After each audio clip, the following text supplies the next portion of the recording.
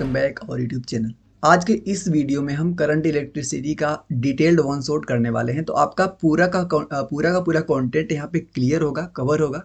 धैर्य बना के वीडियो में पूरी बने रहो, पूरी की पूरी चीज़ आपकी क्लियर हो जाएगी, ठीक है ना। और इसके बाद तुम्हें और कहीं भी कोई लेक्चर देखने की आवश्यकता नहीं पड़ेगी।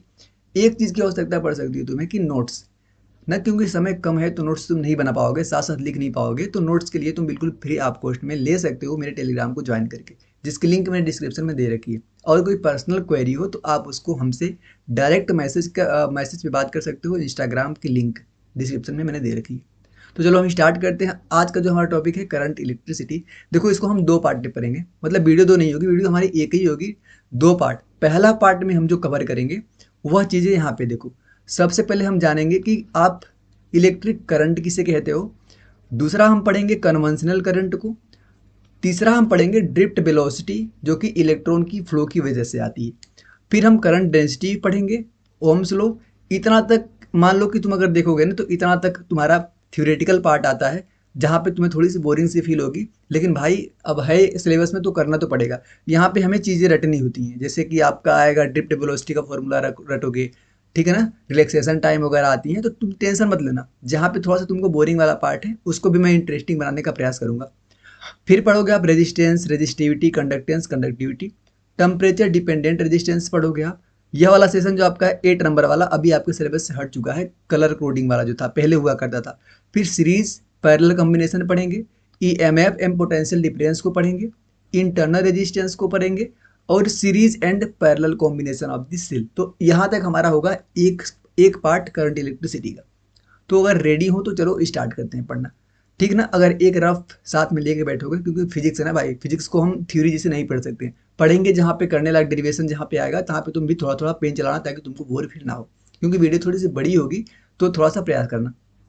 देखो, सबसे पहले हमारे सामने आती है ना एक चीज कि भैया आप बताओ कि हम करंट किसे कहते हैं। क्या बताओ आप कि करंट किसे कहते हैं। तो यहाँ पे मेरी एक बात सुनना।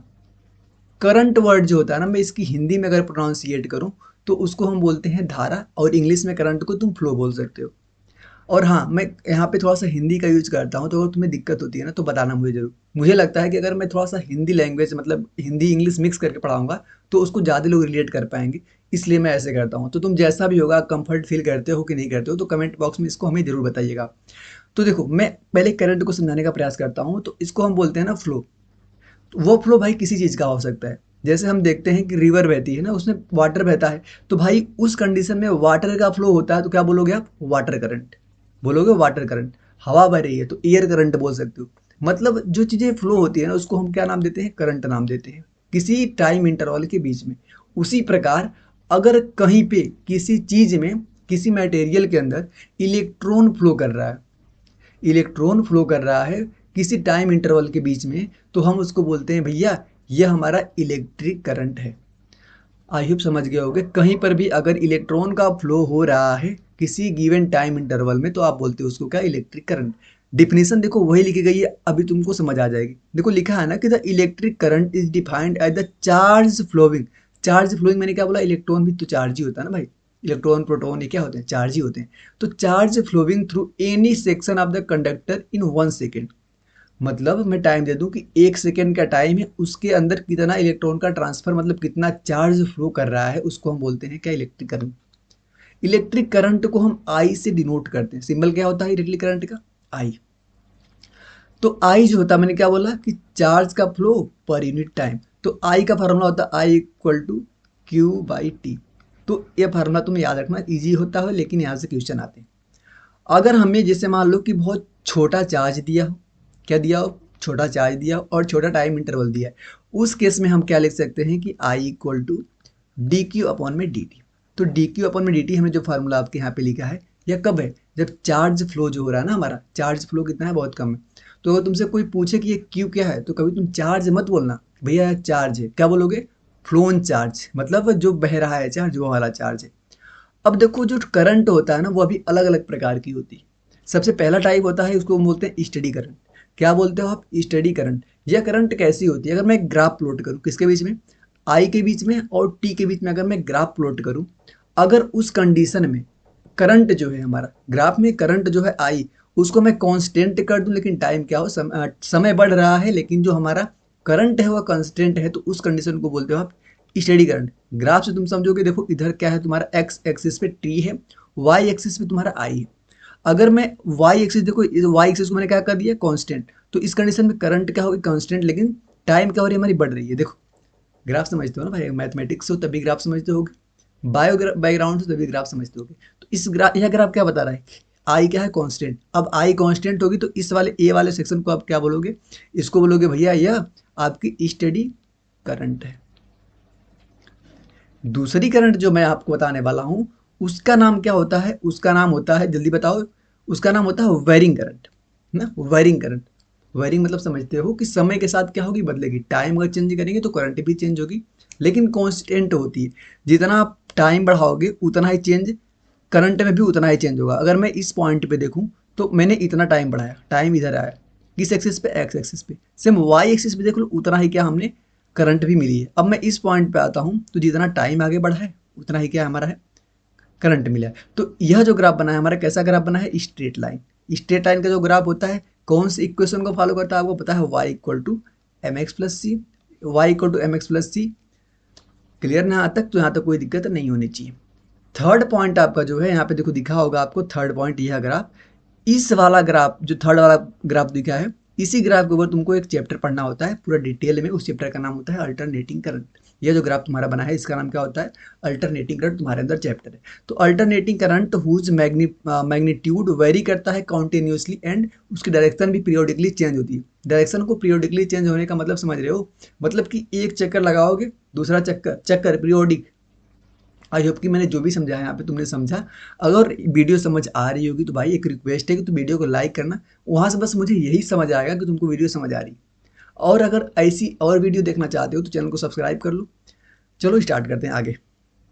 अब देखो कन्वेंशनल करंट एक होती है, तुम जानते हो। अभी इसके पहला चैप्टर क्या था, electric field and electric field chapter था ना इससे पहले। तो हम जानते हैं कि प्लस से इलेक्ट्रिक फील्ड लाइन निकलती है, माइनस के पास जाके खत्म होती है। अगर प्लस से यहाँ पे इलेक्ट्रिक फील्ड लाइन निकल रही है तो वह जो कहाँ पे जाकर खत्म होगी, माइनस के पास। तो इस वाले करंट को बोलते हैं ना क्या, कन्वेंशनल करंट। क्या लिखा है, conventional current is the current whose direction along the direction of the motion of the positive charge under the action of electric field. Clear है यहाँ तक। अब देखो निगेटिव से निकल रही है, निगेटिव से निकलेगी, भले निगेटिव से देखो यहाँ पे निकल रही है, लेकिन हमें पता है करंट की डायरेक्शन हमेशा कहाँ से होती है, प्लस से माइनस की ओर हमेशा करंट की डायरेक्शन होती है। तो इसको भी हम क्या बोलेंगे, कन्वेंशनल करंट बोलेंगे। यहाँ तक क्लियर। अगली पॉइंट जो आपको पढ़नी होती है वो क्या होती है, ड्रिफ्ट वेलोसिटी। क्या पढ़नी है तुमको, ड्रिफ्ट वेलोसिटी। क्या होती है ड्रिफ्ट वेलोसिटी, सिंपल समझना। अगर मैं बोलूँ कि तुम्हारे पास यहाँ पे फिगर बना हुआ है, फिगर से तुमको समझाता हूँ।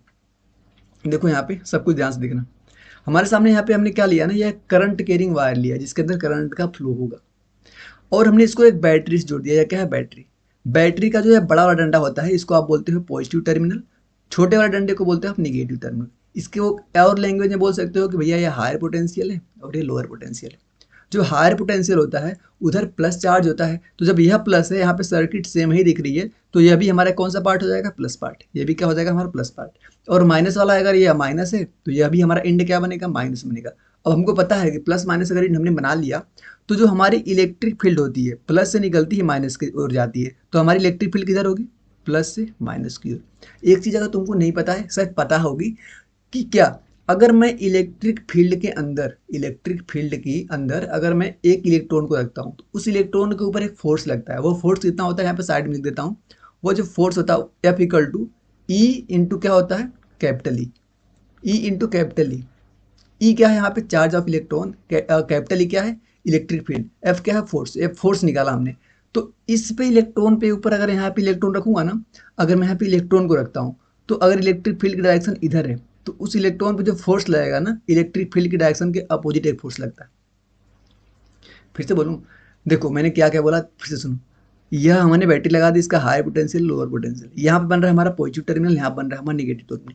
तो पॉजिटिव से हमारी इलेक्ट्रिक फील्ड लाइन निकलेगी, निगेटिव पे खत्म होगी।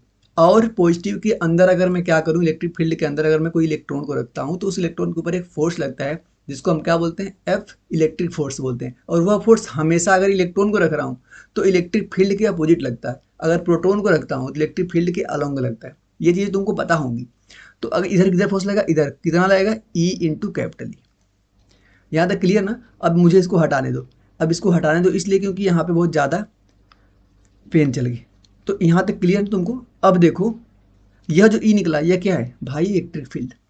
अब इलेक्ट्रिक फील्ड के अपोजिट देखो इधर क्या, हमारी इलेक्ट्रॉन पे हमारा फोर्स किधर लगेगा, इधर फोर्स लगेगा तो उसमें एक्सेलरेशन आएगा, एक्सेलरेशन आएगी तो वेलोसिटी आएगी। तो हमारी वीडी किधर होगी, इलेक्ट्रिक फील्ड के अपोजिट। और इस वीडी को वैल्यू हमको सीधे अगर याद करना चाहेंगे तो आप याद करोगे। खैर मैं रिलेशन याद करने का तरीका तुमको बताऊंगा, कोई दिक्कत नहीं है, ध्यान से बस मेरी बात को तुम सुनते जाओ ना। रुको, तो अगली चीज आपको जो ध्यान देना है, देखो आपके सामने एक फार्मूला आता है। इस फार्मूले को क्लास 11th में चलते हैं, हम जानते हैं कि जो हमारा एक्सेलरेशन होता है, change in velocity per unit time को हम बोलते हैं एक्सेलरेशन, यही बोलते हैं ना।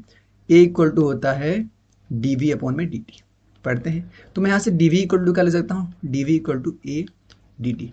और यहाँ पे जो टी होता है ना, यहाँ पे हम इलेक्ट्रिक करंट में टी मतलब बोलते हैं रिलैक्सेशन टाइम, मतलब कि टाउ। तो डी वी इक्वल टू क्या आ गया, एक्सेलरेशन इंटू रिलैक्सेशन टाइम। और हमको यह भी पता है कि भैया एफ इक्वल टू क्या होता है, मास इंटू एक्सेलरेशन। तो यहाँ से मैं ए निकाल लेता हूँ ना, ए इक्वल टू क्या हो जाएगा, फोर्स अपॉन में मास। और हमको पता है कि इलेक्ट्रॉन के ऊपर कितना फोर्स लगता है, अभी तो यहाँ पे लिखा था ना मैंने, कितना, स्मॉल ई इंटू कैपिटल ई अपॉन में स्मॉल एम। मतलब हमने ए निकाल लिया, यह small E capital E upon में एम। तो मैं क्या करता हूँ, जो हमारे वी डी है, ये वी डी, यहाँ पे एक्सेलरेशन की जगह मैं क्या रखूँ, ये वैल्यू जो हमने निकाला, क्या निकाला हमने, small E capital E upon में एम। यहाँ पे क्या बचा, टाउ। तो एक रिलेशन तुमको यह ध्यान देना है, अगर कभी तुमसे फॉर्मूला पूछता है, रिलेशन पूछता है ड्रिफ्ट वेलोसिटी का और रिलैक्सेशन टाइम के बीच का अगर रिलेशन पूछता है, तो यह फार्मूला तुम याद रखो कि वी टी इक्वल टू होता है small E capital E upon में एम बाई टाउ। कैसे याद करते हैं इसको मैंने बता भी दिया। सबसे पहले तुम क्या करोगे, एक्सेलरेशन निकालोगे, यहाँ से वेलोसिटी निकालोगे और टाउ निकालोगे। एक्सेलरेशन निकालने के लिए इक्वल टू एम में मैंने फोर्स बताया कितना होता है, क्यू इंटू ई होता है। तो इस प्रकार कर लोगे। यहाँ से एक और फार्मूला हमारे सामने आता है जो कि तुम सीधे याद करोगे कि वी डी इक्वल टू होता है हमारा, आई इक्वल टू होता है n e A v d. बहुत फेमस एग्जाम्पल है, बहुत फेमस फार्मूला है वाला। आई इक्वल टू होता है n e A v d. Easy है, कठिन नहीं है, लेकिन तुम याद करना कैसे भी, I equal to n e A v d 2 बार बोलो तुमको याद हो जाएगा। अगली चीज देखो, यहाँ पे जो दिख रही है इस कंडीशन में कि करंट जो है वो डायरेक्टली प्रोपोर्शनल दिख रही है किसके, ड्रिफ्ट वेलोसिटी की। तो I equal to n e A v d से एक फार्मूला प्रूव होता है, उसका क्या है, आई जो है डायरेक्टली प्रोपोर्शनल है वी डी से। आगे देखो यहाँ पे सब बता रहा है क्या क्या चीज़ क्या क्या है। वी डी क्या है, ड्रिफ्ट वेलोसिटी है। एक क्या है, एक्सेलरेशन है।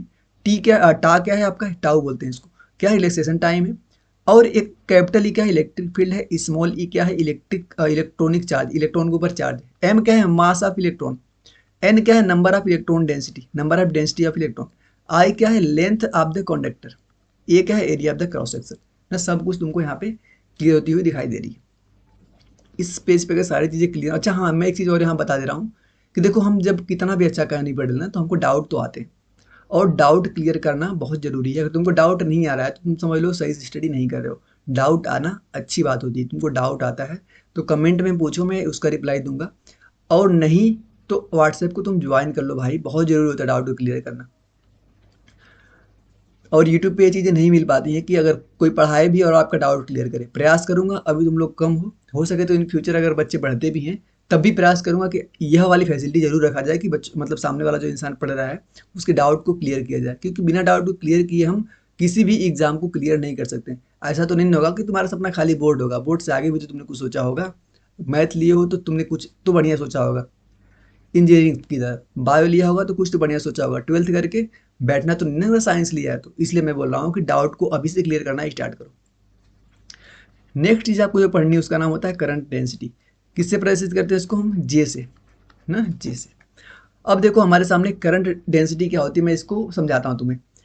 मैं क्या करता हूँ ना, एक एरिया ले लेता हूँ, क्रॉस सेक्शन एरिया। ये एरिया, इस एरिया के परपेंडिकुलर जितनी करंट इसमें से पास हो जाएंगी, जितनी करंट यहाँ से निकल जाएंगी, उसी को हम क्या बोलते हैं, करंट डेंसिटी बोलते हैं। तो देख लो क्या लिखा है कि current density at a point, इसको मुझे हाईलाइट करने दो ताकि तुम्हें समझ आए कि मैं पढ़ क्या रहा हूँ।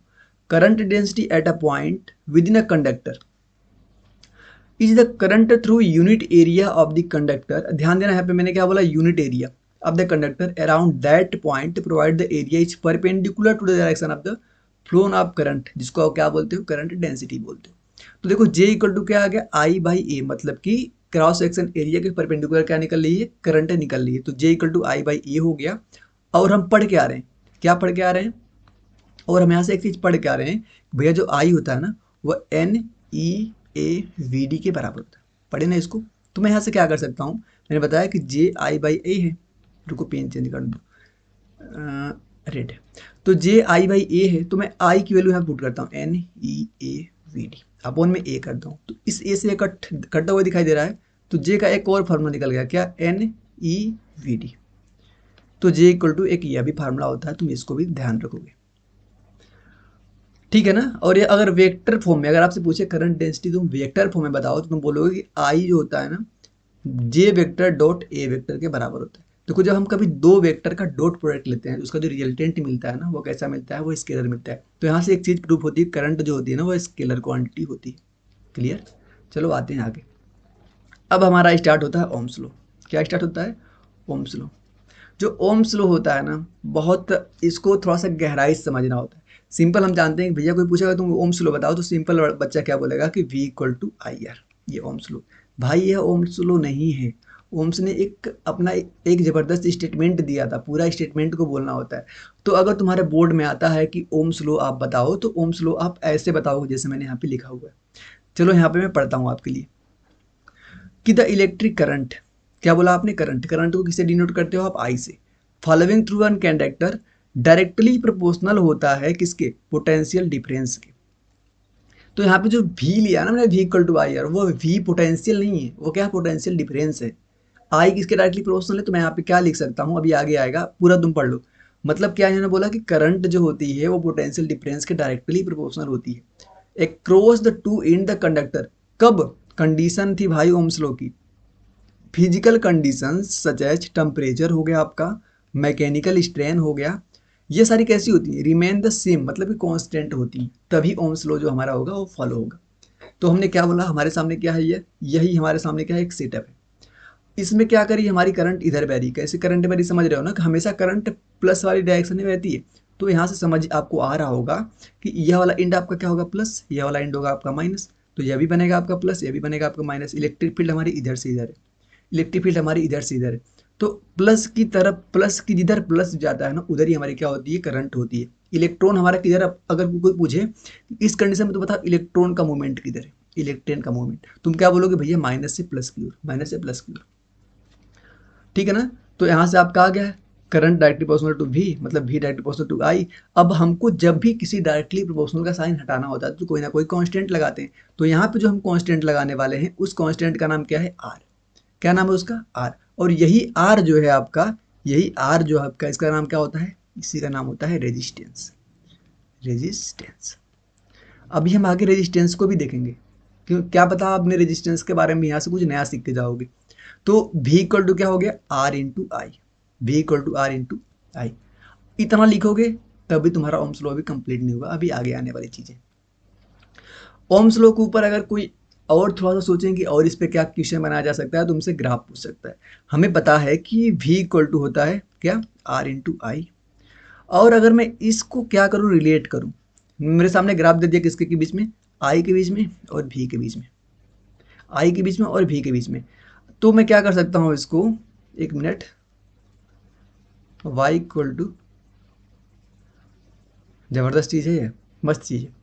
क्योंकि यहाँ पे अगर इन्होंने V करता, यहाँ पे अगर V करते, यहाँ पे I करते, तो मैं क्या करता हूँ, y equal to m x plus c से डिनोट करता, इंटरसेप्ट है नहीं तो मतलब C खत्म। तो m का कार्य कौन कर देता हमारा, यहाँ पे m का काम कर देता हमारा कौन, r, r कर देता हमारा m का कार्य, और I हो जाता हमारा ये। तो ऐसा ग्राफ बन जाता, ऐसा ग्राफ बनता। लेकिन अगर इन्होंने क्या कर दिया, क्या कर दिया इन्होंने कि I equal to V by R कर दिया, ये कंडीशन तुम्हारी। तो यहाँ पे जो स्लोप मिलेगा ना, स्लोप पहले R मिल रहा था, लेकिन अगर ग्राफ को I और V बना दिया तो वो 1 बाई आर मिलेगा। नहीं समझे, पॉइंट इंपॉर्टेंट है, मुझे अच्छे समझाना पड़ेगा इसको, ध्यान सुनना। मैंने क्या बोला, मैंने क्या बोला कि हमने V equal to I R पढ़ा, V इक्वल टू, तो ग्राफ बनने की दो कंडीशन हो सकती हैं। एक y एक्सिस पे मैं I को ले लूँ और x पे ले लूँ V को। दूसरा क्या कंडीशन है, दूसरा बनाता हूँ कि मैं यहाँ पे y पे मैं ले लेता हूँ V को और यहाँ पे ले लेता हूँ I को।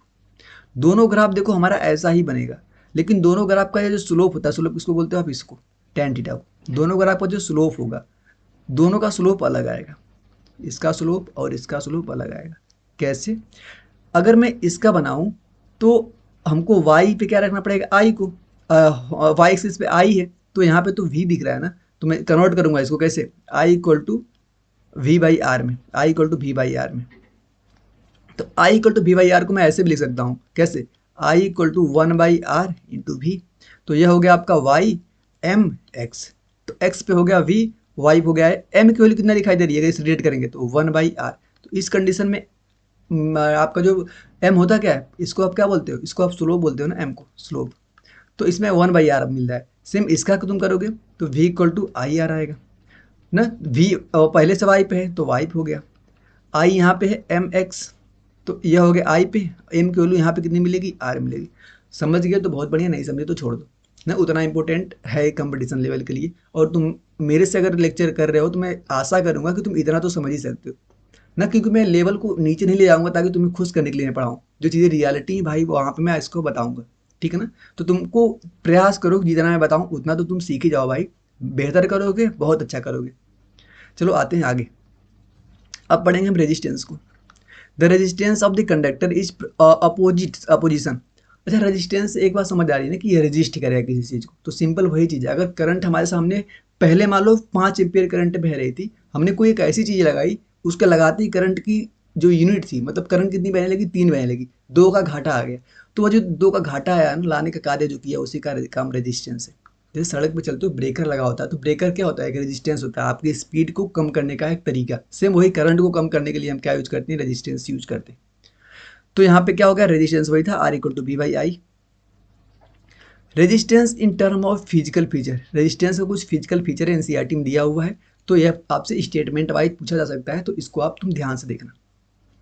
देखो, जो आई होता है n e A v d के बराबर होता है, हमने पढ़ा है इसको, कोई दिक्कत नहीं, याद रखें।